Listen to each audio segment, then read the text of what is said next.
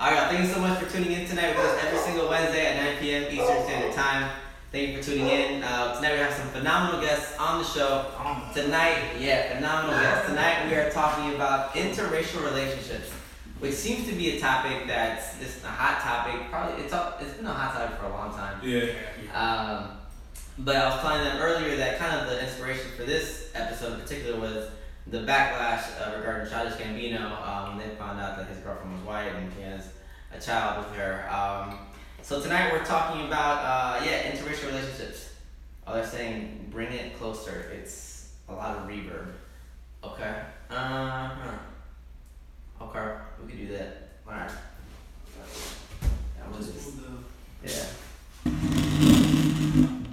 It's WokeWednesdays. And we gotta scoot a little closer. We gotta scoot a little closer. Alright, I think that's better. But yeah, so thank you so much for tuning in tonight. So interracial relationships. So one of the questions that we want to ask, like starting off, it's a big question. Is it possible to be socially conscious, to care about racial politics in particular, and also date or marry someone who is not a person of color? Alright, for the record, did I miss the introduction already? Oh, you know what? We should probably introduce ourselves. Yeah. Sorry. It's been a crazy day. Sorry. Go ahead. Start us off? Alright, so I go by the name of Kai Speaks Everybody. I'm the founder of the Golden Key Foundation, a 501c3 nonprofit down here in Florida. I'm also the curator of Talented Tuesdays.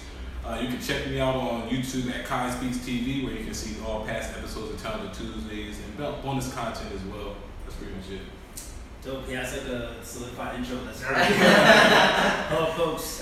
Junior Benya. I serve as the Assistant Director for Multicultural Student Affairs at the University of Miami. And you can find me at Junior the Young. I don't have a YouTube channel, but you can find me on Instagram, Twitter. I do both. So thank you for joining us. Hey everybody, I'm Deborah. I don't have an intro like that. That was dope. Hey, I do this or not. So these guys are amazing, phenomenal young men, and I'm really interested to see what they have to say. And I hope if this is your first time tuning into Woke Wednesdays, please feel free to post your comments, ask questions, and we'll try to get at them. So thank you everyone for tuning in tonight.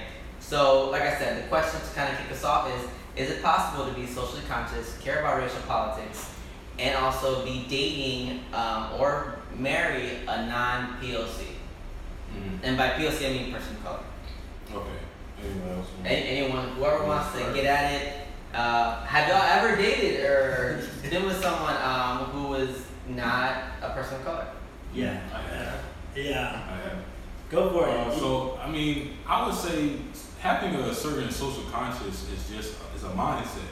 So, like when we talk about can a person be socially conscious or quote unquote woke and still date someone outside of their race, I feel as though the two they kind of don't relate to a certain level. However, they do relate when the two people are on a different mindset. So if you consider yourself socially conscious or woke and you're with someone who doesn't value the same things that you value, then maybe it's not possible. However, if you are with someone who values the same things that you value or share the same ideals, then I don't see why we're letting something like culture or skin color or quote unquote race kind of like draw us back from being with a person, even if we share those same ideals. So that's pretty much my touch on it. So what I think is interesting is when that question is, I know more Caucasians that are woke compared to some folks that are black. I mean, so Are we gonna say that? Are we going there? Yeah. Because for me, there's so many problems with that question. Go ahead. Critique the question, please. Go for it. I mean, I run into a lot of people of color that make me scratch my head sometimes. They're going like, what? Mm-hmm. And then sometimes I run into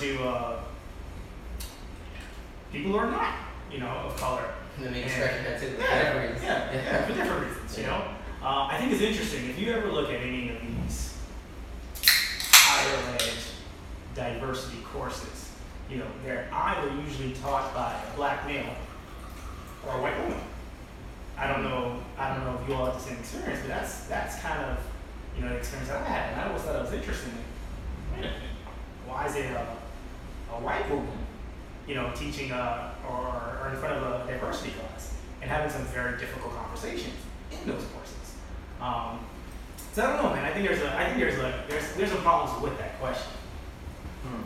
And we can like bring it back, because I have some thoughts about that kind of ideology Yeah. Go for it. To answer kind of like the initial question for me, I would go a step further than what Q even mentioned around it's all about ideology, because I think in my experience, so just speaking for me personally, I've been in a relationship where I was with particularly a white woman at the time, and while we had similar ideology and perspectives and outlooks on, you know, what the work looks like or what it should look like, right? I think a piece of what made it difficult for us to be able to function in a partnership was the accountability piece, and I think that that's a component of it that goes missing when we talk about similar ideology, right? Because we have to understand also that we can agree that certain things need to be, like certain outcomes need to happen, right? We can agree that equity needs to happen within our society. We can agree that there's, you know, a prison industrial complex that we have here. We can agree that people are disproportionately, you know, influenced and affected and, you know, oppressed in different ways, right?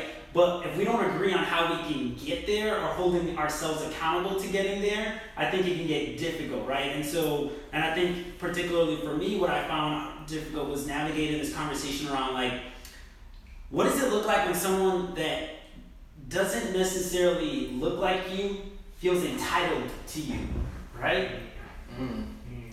Break that down a little more. So like fetish, like well, and you can get into fetishizing, right? Because like that's a big component of it. But it's almost like this tension that you have around. Am I just feeling that way because of the way that this person presents themselves, or is it something that's real, right? And so if we're talking about, so for instance, if we're talking about fetishizing, right? So if your partner in whatever type of relationship you're in decides to constantly talk about like how you all are in bed, and they enjoy that aspect of it, right? And obviously, sex is a piece of your relationship, right? It almost gets to a point where you start to question like, man, sex is the only reason why you fucking with me, you know what I mean? Like, is that really the only reason why you with me, right? Because that's like and whether you're correct or not, right, that's like an internal kind of processing space in place, right? But you start to question it, right? And that's when you start to think about like objectification and fetishizing. And for those that are tuning in and may not necessarily be aware of those things, it's like literally looking at people, right? Particularly quote unquote foreign or diverse looking folks for specifically their foreign and kind of diverse outlook, and using that specifically for lust and physical attraction. Right? We can also flip it, because I hear from a lot of folks who'll be like, oh, well, you're just dating them because you like lighter people. Right? So we can flip that too, right? But so I'm just kind of throwing things out there. Feel free to throw things out there too. Just that's real. That's real. Because it is a messy conversation. Yeah. That's real. It is real. a messy conversation. That's real. See, I don't see. My bad. So like when you say like a person might be messing with a certain person because they might be lighter, I don't see the problem with a person having their own, what is the word I'm looking for? Preference as to why they have that preference is what I would question. Why? So when I say that, I'm specifically talking about objectifying someone, right? Okay. I'm not saying that it's wrong to date someone who's lighter. I'm not saying that. What I'm saying is that you're looking for this person particularly because that lighterness is what is attractive to you. And when it comes to preferences, I think we have to be very careful and ask, why do we prefer that in the first place? What is it how we're socialized and conditioned to believe that this is beautiful and this is not beautiful? Alright, so it's messy, right? Yeah, no, that's true. I never want to say something. I think you're spot on. I think that's probably that's a part of the issue. I think that's why these questions come up, right? Because there's this social exchange of, why this is associated with good, why it may not be, So if I'm with someone that's lighter, do I get a positive social exchange from that? And I think it's a very interesting, dynamic. I think that plays into this. Oh, you can't be pro-black if you're dating someone that's not. And so I think. So what would be your response to that though? I don't. You know what? Zora Neale Hurston said that not everyone that's my skinfolk is my kinfolk. Right. So just because you look like me doesn't mean you rock with me. And I also do believe that we've been socialized for hundreds of years to believe that closer to whiteness is more beautiful than closer to darkness, right? And that comes with hair texture, physical characteristics. And I think it's important for us to question ourselves and reflect on why is it, like, am I with this person because I've dated white girls that they'll tell me, like, I'm with you because you're Latino and you can dance and you can do, and they were naming all, like, the stereotypical Latin things that I was like, I'm not a nice person? Like, am I like, do I have, like, non-Latin qualities? So why are you trying to? I'll be honest, I've never dated a white girl, so I was like, oh shit, this is different. So for me, I was trying to see what it was about. But the culture was so different, radically different, Southern white too. And it's just like, whoa, I can't do all this. Right. I can't. Like, so can you say that for me again? What you said at the beginning, Hurston? If you look like me, you may not rock with me. Just because you look like me doesn't mean you rock with me. And for me, that hit home so well for me because, like, you have, for instance, some people. Like, I hear all the time from, like, when I'm talking to my friends back home or associates back home who look like me, and then they always dragging me for how much I'm talking about social issues. There go Q again, always talking that black shit. So it's like, could I really be with a person, or can I really always consume all of my time with a person that anytime I want to talk about a social issue or I'm talking that black shit, they always have a problem with it? If that's what I really, truly want to talk about, I can't really talk about it with you when you're supposed to be the person that I'm supposed to be spending most of my time with. So that plays a big part too. And I guess, like, so... This is a messy combo. Oh, I think the counter narrative, though, is that there's plenty of women of color that are capable of handling that conversation, right? Oh. And then that's, like, what ends up creating, like, the rift, right? Because, like, yeah, I agree. There's a lot of folks that may look like you that may not. There's a lot of folks that may look like you that don't really fuck with what you're saying, right? Yeah. And you encounter that in any level of kind of engagement you have when you start thinking about yourself. And I think a big piece of that is, like, internalizing trauma, internalizing oppression, and some of the negative messages that you hear in almost every avenue, right? But there's a lot of people that would say, well, maybe it's on you, and maybe something that you're bringing to the table, because you're not finding that in, like, a woman of color, right? Or, like, somebody that, or maybe your partner of color, if you're within the fluidity of gender and sexual orientation, you know what I mean? And so, what would be the response to that? And we're even being more specific towards, because I wasn't just referring to romantic relationships. I'm talking about, like, friendships, to relationships in the workplace, to, of course, in the workplace, I wouldn't be talking about the same content as much as I'm talking about sometimes your presence is a way of talking about black shit. Like, to someone, your very physicality is loud to them. Like, we're in the shit. Like, your very blackness is loud to someone who is not used to blackness. And to them, that is enough to, like, I don't want anything to do with you. Like, I'm from the South. Like, we see this shit all the time. Right? Like, your very, like, just physicality is appalling to someone. Right? And even take it outside, even if it's not blackness, to the what's the stereotypical redneck from the South. Sometimes their appearance can be even appalling for the opposite person. Yeah, so it happens. It manifests in different ways. In different ways. I feel like you gotta say something. No.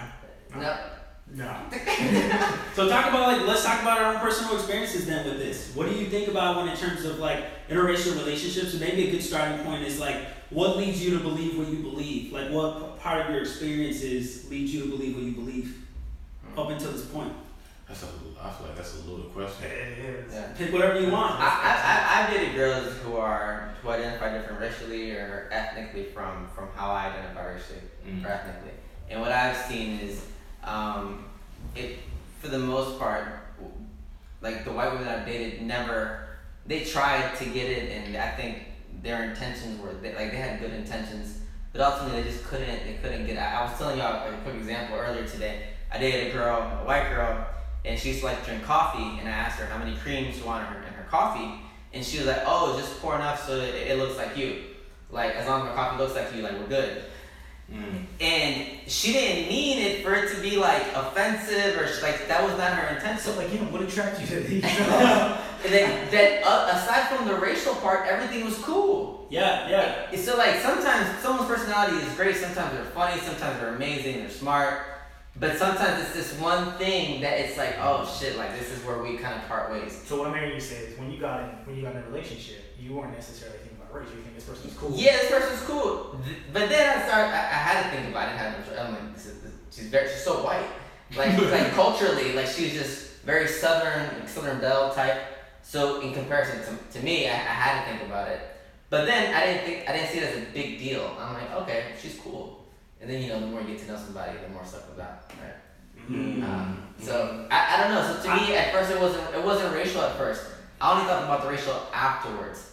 But at first it wasn't like, oh, this is a white girl. I'm gonna get it, she's a white girl. It wasn't like that. That's real. I can connect with that because I think that that's like a big piece that a lot of people may misunderstand, right? Because I think when you're starting off like purely platonic or something that's just kind of chill, where you're just talking, getting to know one another, it doesn't become as prominent, right? Because there's no title attached to it, right? There's no like responsibility to one another. And it's something that we had talked about before getting on air was like this piece around like there's no like external pressure or confinement to what that means, right? And I had talked about like dating in the South and dating in an interracial relationship was so interesting for me because of like the racial undertones that people would imply or assert to your existence just because you all would be holding hands in public, right? And that's something you ain't doing with somebody that ain't your girl, right? Like you ain't gonna be holding hands unless you like, I don't know, I guess if you're into that life, but you ain't gonna be holding hands with your partner at the time out there publicly unless you feel like it's something that has a title or bears some level of like responsibility to one another. But I also think that with that level of responsibility and commitment to one another, you start to learn more about what that person actually is like, right?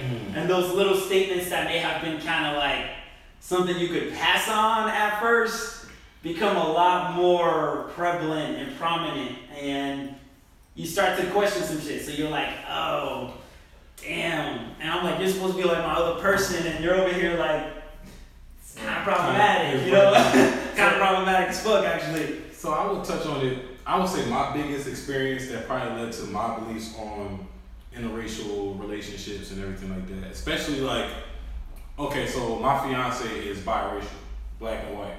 And the reason why I don't think that a person's race can negate to how socially conscious you are is because of her being biracial, and she does identify as black. And she is very aware of the social issues that are going on. But she also has a whole side of the family that is white. So like that's still in all an interracial relationship. With one half of your family is black and the other half of your family is white. They sometimes ideas clash. For her family, it doesn't clash like that. So it's like, I think for me, seeing that and then being with her and then seeing the differences in that, like, I can still be socially aware and still be with a person or have relationships with people that are outside of my race, basically. So that basically that experience is probably the biggest one that led to my belief on. And then we could talk about Childish Gambino later, I'm sure, but that's just a whole other story. So my wife is white. Prior to my wife, though, I dated a black girl. She's from a very affluent family. I remember being pulled over by a cop with her in the passenger seat. I remember telling her, like, yo, chill. Because she could not understand how her behavior at that moment to me could have gotten me killed. Real talk. Right? Sad but real. And, for me, I think the question becomes a loaded one because we start to get into class. Because it's not just about race thing. Yeah. You know what I'm saying? Yeah. And so for me, it's a very interesting dynamic to have my wife who, have kids with, who can say, yo, how do we navigate this situation? Because when they walk outside, they're in danger. You get what I'm saying? Versus the one who's sitting in my passenger seat, who's wilding out, and I gotta be like, yo, chill. Chill. So I don't know. I mean, I think it's a very loaded question, and we were talking prior to this. I think I come from a very different perspective from this because I'm not from America. I mean, I'm American, but I wasn't born in America. I wasn't raised in America, and so my perspective is from the outside. And coming in, I can see how the culture, I mean, everyone, white, black, everyone has just been conditioned to think of yourself in this box. And anything outside of this box, it doesn't fit, it's not right. And so we have a problem. Yep. And that creates I think conversations like this where it's still not okay, because race as a whole is a big problem in America. We created race. And this is the nation that created, the problem of race. I was talking to someone, it wasn't too long ago, where interracial marriages in the United States were illegal. Right? Right. It wasn't until like maybe 50, 60 years ago that it finally became legal to marry someone who was not like you racially. American Horror Story did an episode about that too. So let me read some of these comments real quick. Jason's saying, being interracial is hard. Do you think interracial couples ever consider how it affects their children? She's saying biracial. She said someone else that was thinking about that. I think we can come back to this question too. But yeah, so I think what you said something very important about. So we were talking about social class and how we that kind of plays out too in different ways. Right? Like I've had people tell me, hey, well, you can't date this person because they're not getting a PhD like you. Right? And I hear, especially from some of my colleagues and fellow classmates, that like I would never date someone who like only has like a high school diploma. Because most of my friends at this point in my life have at least a bachelor's degree. So it's like, okay, how come we're not demonizing this type of language or thought as well? Right. Because it's a different type of marginalization. It might not be a racial marginalization, but it's a marginalization nonetheless. Right. Right. And a different reality altogether too, right? Because I think you bring up a valid point around when you're operating from a vantage point or a worldview around affluence or wealth or money or attainment, right? You operate in this world very differently than you do if you could grow up poor, right? Absolutely. Like those are undoubtedly very different experiences and are connected to it. And you also brought up the piece around ethnicity, right? So something that we had mentioned, and for folks, is that like for a lot of folks that aren't born in America, blackness and race in particular is such a new concept because they're accustomed to identifying with nationality or ethnicity, right? If you asked me when I first moved here what I would say Dominican, right? Now you ask me, I'm over here identifying as Afro-Latino because it connects and resonates with people. They're like, oh, okay, well, he at least understands that there's like a racial component to him existing within the context of this country, right? And so, and if you don't, I'm going to make sure I'll remind you, like, what do you actually identify as, versus saying, allowing me to just say that I'm Dominican, right? And I think that combining and that connecting to boxes is what you were mentioning. But I think what makes it difficult is that even if you disregard those boxes and those stereotypes, other people are still functioning with that level of approach, right? It's kind of like when you, exactly, and that's what makes it difficult, right? Because you undoubtedly have to, in some capacity, be aware of that when you're existing within a world that views you that way, right? It's kind of like dualism, right? Like everyone's been taught to see things as like one or the other, good or bad, yes or no, black or white, right? But there's so many shades of gray, and when you're viewing things in the shades of gray, you're dealing with people that are viewing things in a very like different 50 shades of them. Yeah, exactly. So I think that's what makes it difficult, because you're completely correct. There's so many kind of connected identities and experiences, but is it possible to love someone putting race, class, or ethnicity aside? Like, is it possible to be with someone and maybe not care about these things? Hell no. Hell no. Hell no. And if anybody up in here thinks so, hell no. I don't want no colorblind. I don't see color. Don't tell me that. Okay? Don't tell me that. Hell no. Tell me you. It's a question. No. I think it's a question that a lot of people, and yes, it's a thought that's that a lot of dismissive. people would align with. That's real. real. Very dismissive. That That's whole real. statement is very dismissive to say that you don't see You don't see color. color. Because saying you don't So I see didn't something. say- He didn't say that. I said that. I said He didn't say No, I know. Yeah. I know what Versa said. He's saying that they get under my skin. Yeah. I was worried for a minute. No. Versa said that they get under my skin. Please, God, disrespectful.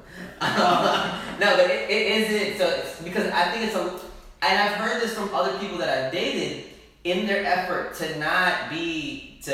present these prejudices, whether class-based, race-based, whatever. It was like, oh well, let's just not talk about it. No.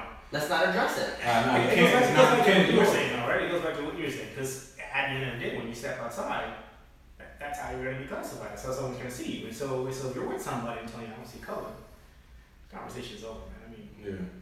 Same thing with any other issue outside of color, just anything else that's very apparent that everybody else can see, for your partner to want to just blatantly ignore it is a very difficult situation to be in. Like, to not be able to talk about the things that you face every day, the challenges that you face every day, and to not be able to go home and talk to the person that you should be able to talk to about it, and they want to kind of ignore it. Let's just not talk about it. That's kind of like a slap in the face.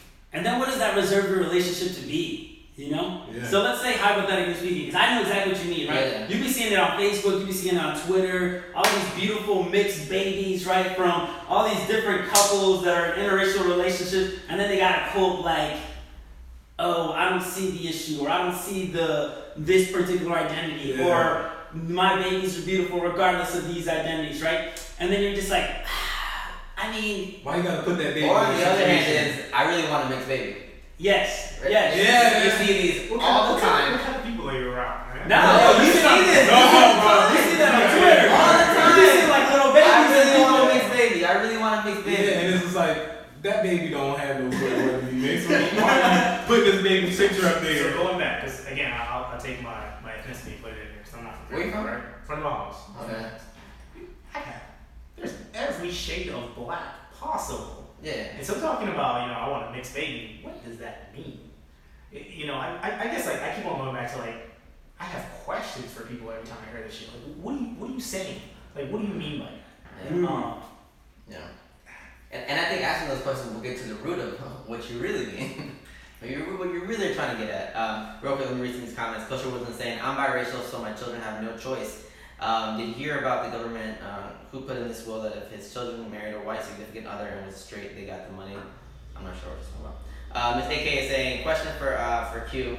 Are you concerned that talking about that black shit offends some of your future in-laws? So kind of building on that question, having a partner or who is maybe doesn't identify the same way as you racially or ethnically, do you ever worry about bringing them around, or have you worried about bringing them around other people? So either your friends, your family members, or vice versa. Are you scared sometimes to come around their people? Yeah, I love Yes. I love it.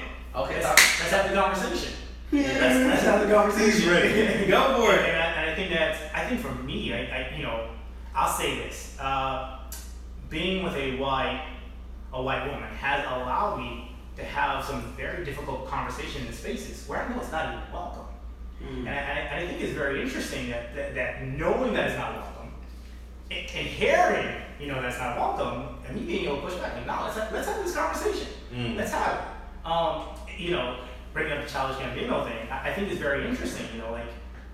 It almost allows you, to some degree, to be a little bit more vocal, right? Because you're in your space. You're in the space, and you can talk about it. They may not like it. They're not gonna like it, but that's okay. That's a perspective. That's an outlook right there. No, continue. I was just. That's kind of taking some like negative shit and kind of using it, I guess. Yeah, it's a reframe and a half for sure. Yeah. That's what's up. And so that's just I would say it's not. I wouldn't worry about, like you said, I wouldn't worry about, if I'm talking that black shit offending, because it's conversations that need to be had. These are teaching lessons or teaching moments for a lot of people. Like, I could be learning something from you, you can be learning from me, and if I have to always talk that black shit in spaces that is not welcome, then just so be it. Especially in kids, man. I think, like, for me, having a kid, like, now I feel like, God damn, we gotta have this conversation. Like, I have to now, because this is their reality. And so I always like to, I pull the card, I'm not from America, but I'm in America now. And my kids are American. And they're biracial. This is their reality, and I have to recognize that. And their mom has to as well. Her family has to. Like, we have to have this conversation. So what was that way around it? What was that process, if you don't mind me asking, around like when you all like initially met and you started getting into it? Did you immediately feel comfortable and confident being able to engage in that level of interaction with her family, or did you feel like you needed to kind of like develop some of that like comfort and trust with your in-laws, essentially your future in-laws, what ended up being your future in-laws? No, because maybe it's coming from a different culture. How do I say this? I didn't care about being accepted, and I guess that's either you're gonna accept me for me or you're not, and that was always my position. Now, for us, I think we got into it very quickly because she's from the Miami area. Within probably the first few months of dating, a year or so, we moved to Indiana. Right? Middle of Indiana. Clarksville, Indiana. Right? But when we walk into a restaurant together, I'm gonna tell you, there's gonna be someone sitting in a restaurant who will look at us and shake their head like, yep. Nah. Yep. And so really quickly, I think she had to come to terms with, oh shit, this is America. Yeah. This is America. That's exactly what I heard. This is America. Yep. That's real. Yeah. And so I think that actually, that helped with anything.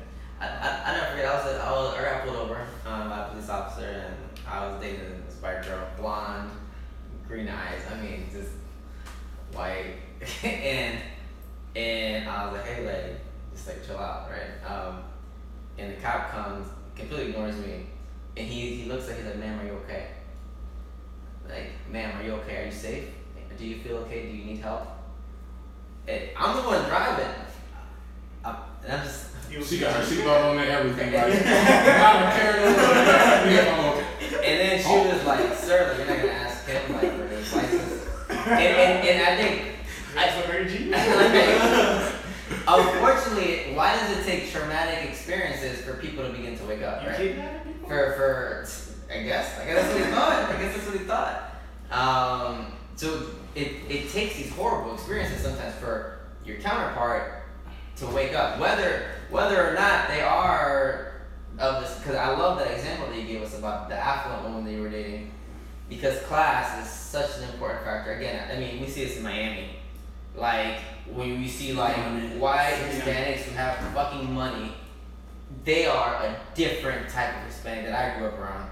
Like, it's just a different world. And I think that's a fair point around, like, it kind of goes back to, like, a conversation. So, we all kind of work on a campus for the most part, right? And so, in some capacity, and I think about, like, the research days, right? Like, we're constantly putting the trauma and the difficult experiences of, like, marginalized populations at the forefront in order to, like, prove a lesson, right? Like, prove our value, right? And it kind of sucks because sometimes that's what it ends up being, right? Your trauma, your difficult experiences, your oppression and discrimination ended up being poster board or poster child for, like, their enlightenment, you know? And without it, it's, like, so difficult to see the value in what your words are, or, like, the humanity in what your experience is, right? Because I feel like, and obviously I'm only speaking from my experience, but I just feel from my experience that was like a very root piece of it, right? Where it's like, you're telling me that you're about this life, but when I'm trying to have a conversation about some problematic shit that you said, then all of a sudden what I'm saying no longer connects, right? Or no longer is there until you see a moment or an experience or a way somebody did something to me in the context of our relationship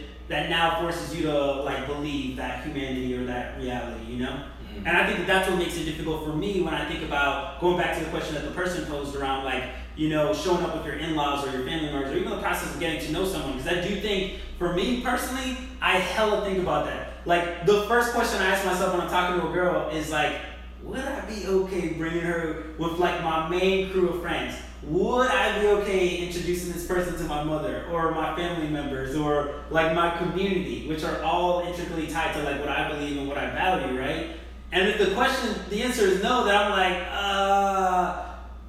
but I really like them, then I'll give it a shot, right? And I'll talk through it, but do you ever think about? I'm hesitant at that, you know? Do you ever think about would you be okay meeting her main? Oh, hell yeah. And I'll contextualize this, right? Because I grew up in Massachusetts, and in my particular hometown, it's not the most diverse, right? And so when I think about the process of meeting somebody, it's almost like you got to be put on a show, right? Like, I'm like, man, let's take it back to minstrelsy, because you're over here like pricked and proper, over here trying to put up a front like that you're a decent human being. And for me, it's like, I know for a fact that if I didn't show up or present in the way that I did, dress the way that I did, or show up and speak the way that I did, that I wouldn't have to prove myself in the same capacity. Because there's a certain level of, understanding or appreciation for the way one package looks versus the way another looks. And you can acknowledge that or not, but that's just a straight up thing. And you can be okay with not having to face that. But I just think about like the amount of brothers that I met of like girlfriends that I was dating or partners that I was dating, right? The amount of fathers and mothers that like are over here like, how many girls you dated? The way you're talking, you got a whole Excel sheet. That are over here like, yeah, they're like, what do you do? How did you meet? What do you do? And I'm like, oh, do you want my social security number while you're at it? Because I have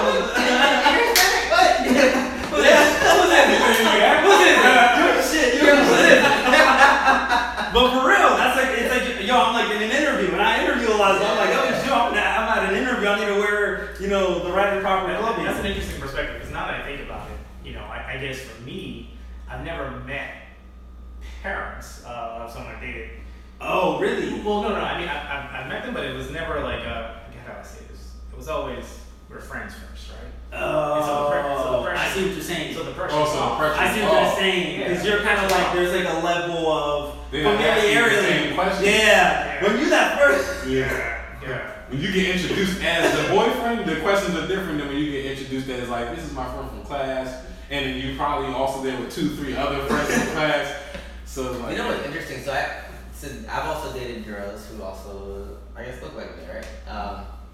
And I've noticed that one of them, she had a bachelor's, and then she introduced me to her mom as, oh, he is getting his PhD, right? And what happened was, she was Colombian, but it was really interesting because we were talking about there are hierarchies within Latin America, right? Yeah, so Central American countries are usually kind of the bottom of the totem pole, right? Because they're Indio. I mean, you have all these majorities, right? So she told her mom, like, oh yeah, he's Spanish from Nicaragua. So that was negative. So she backed it up with, he's getting a PhD, right? So then I saw the way social class was just kind of manifesting in that moment. That the PhD was able to just kind of save the day. And it was like, again, so it wasn't a racial thing, but it was still a huge social class thing, right? Yeah. And of course, prejudice is tied to a certain country. So this is fascinating, but for some reason, like you've been alluding to, and we've all said, race is such we're hyper-racial in this country, right? Unlike other countries where it might not be as hyper-racial, it might be less. The shit is still there, don't get me wrong. The racism is still there, but it's just, we don't talk about it as much as here. Also, we classify everything as racism when most of the time it's class, sexism, a whole lot of other stuff that's overlapping, like you always hear. So we got a question. Do you all prefer women outside of your race, or you've been in interracial relationships? Oh, that's a tough question. I can have men. To me, it's not about that. I'm kind of past that at this point, to be honest with you. To me, it's I've noticed myself that lately I've been more attracted to black women, and I've asked myself, why am I more attracted to black women? And it's not that I'm out there looking for black women. It's that their initial politics attracts me to them. They get it for the most part. They get I can have the ones that I've talked to. I can have these conversations about it. They might not understand the whole immigration thing, right? African American women, because there's a lot of black women who get that immigration thing, right? They're immigrants. But I'm like, why is it that now I'm here? And I think it's the politics. And then I also do happen to find them attractive. Is there an assumption on your part? No, but this is through conversation that I find out their politics. And I end up being attracted to them. And I'm like, why am I attracted? Is it because they're black? Is it because of politics? It could be a combination of both. But I do find myself being attracted more to black women as of recently. That's deep though. I don't know. What do y'all think? Just like thinking about the interconnectedness of like black women's experience in the country, right? Like if you think about the most poorly treated person in our country, it's the black woman, and particularly the black trans woman, right? But you want to run, you ain't even one. But damn, that's my mind. Can you mind giving me a cuss I can hand this man a road drink? Appreciate it. Yeah, damn. That's a great like analysis of like what you were kind of identifying right there. I mean, I think. That was like a spot on analogy. Yeah, I'm like, yo, that actually makes sense. That fucking makes sense right I there. think self-reflection is huge, man. Huge. That's deep. Because nowadays it's not. I don't have a type anymore. No, I do have a type. Fuck that. I have a type. But it's like a body type. It's not like a racial type. It's like I have a physical body type. Like. Yeah. So that's just me being real. That's not some real shit. Yeah. So I'm not gonna front, and I'm just gonna own my truth because this is what this is about. Go ahead. Own your truth, man. Yeah. I'm gonna own my truth here, right? Asian women. Go ahead. No, that's not what I'm gonna say at all. So what I'm gonna say is that so each year I get older, right? And what I have found is that the older I get, and the more that I just kind of like navigate the dating scene and see some of those other things, the more. So two things. One, the more my values dictate who I decide to date, right? And I'm an equity educator. That is literally what I do for a living. It's what is at the core of what I do. It's what I read for the most part. Like if you walk into my room, all of my fucking frames and my art is, very representative of that. That's like who I am, right? So one, I need you at some level to be able to comprehend and understand the social issues and how it impacts me as a person, right? So me thinking about like the emotional labor that I put into my work, the labor that I put into understanding these issues, but then more importantly, trying to some level facilitate a dialogue or a conversation around the issues, right? That's a lot and it's exhausting. So I need that at a level, but I think also with that, right, the older I get, the more I start to lean in every capacity and way to women of color. And it's due to the fact that I also understand around, for me, I just find that it's a lot easier to connect and be able to understand one another and to be able to, if nothing else, think about what it means to be a person of color within the context of our society, right? And more importantly, it seems a lot more casual and kind of easy in a lot of ways, right? Like I could easily say like, yo, the past woman of color I did, I would totally introduce you to my family. I feel like you would connect with them even really well. Even if you don't speak Spanish, like they would still totally fuck with you. I can't say, and this goes back to a prior question, that I would feel the same way if I wasn't dating someone. I would have to know for sure that they about that life, because if not, I'm not gonna have you over here making me look like an idiot, like straight up.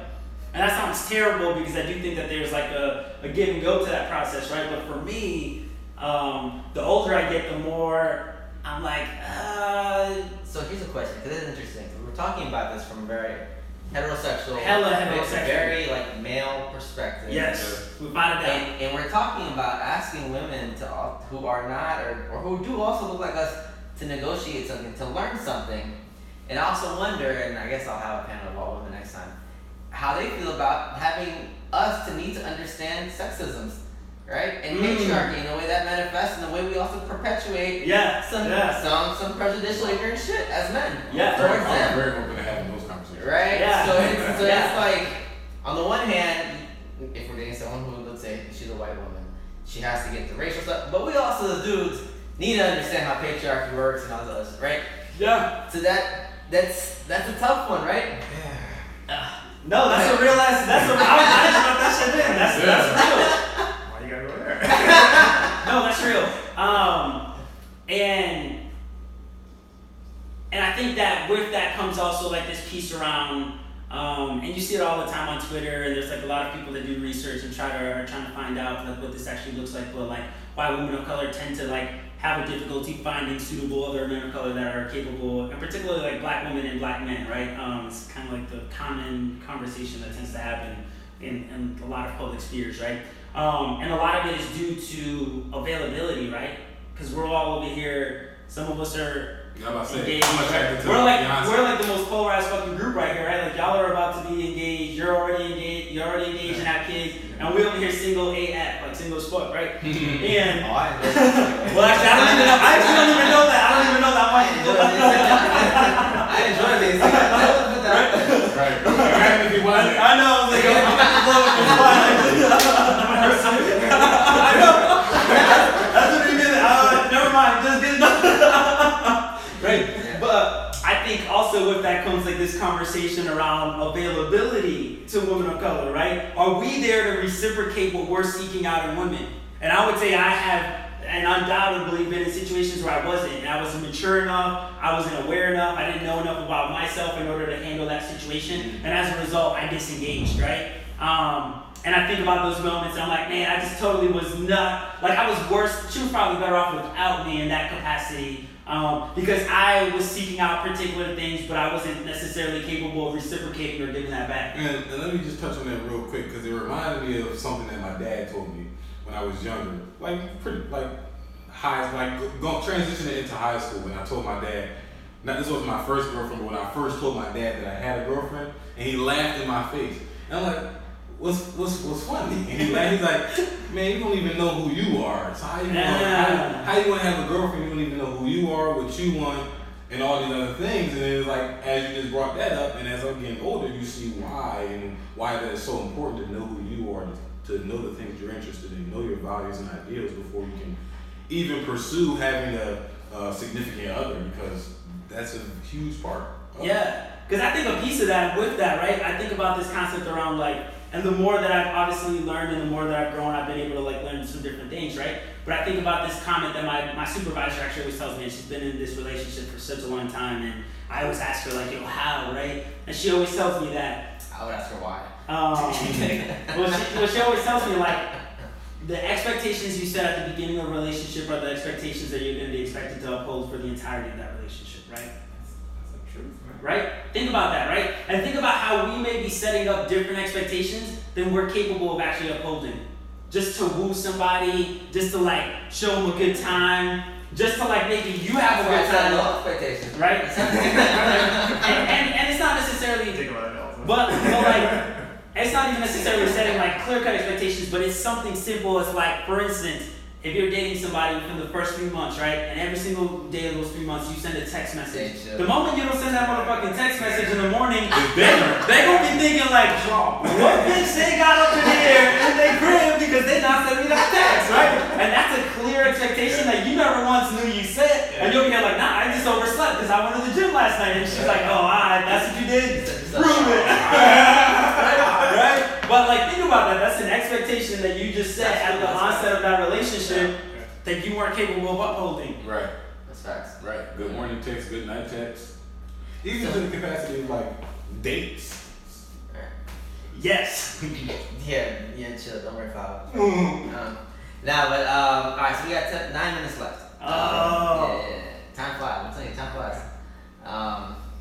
We can go longer if y'all want, but again, we got it. No, y'all the guests, and I know y'all. Do we have any other questions on there? Now we just got a lot of comments, people laughing, and apparently all funny and shit. So back to the first question that we asked: is it possible, right? And we've kind of critiqued the hell out of the question. So it kind of seems that we're definitely pro, kind of you can.